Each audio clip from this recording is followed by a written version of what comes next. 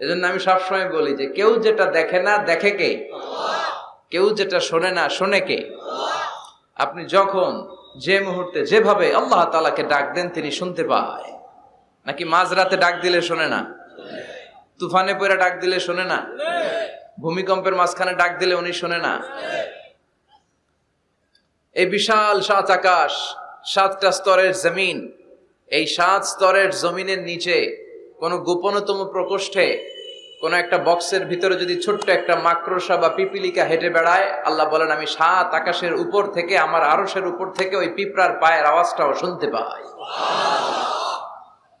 এজন্য বিপদে পড়লে, মন যখন বিষণ্ণ থাকবে, দুঃখের সময়ে আমরা চাইবো কার কাছে? সব সময় প্রশংসা করব কার? ইযা সাআলতা ফাসআলিল্লাহ ওয়া ইযা ইসতাআনতা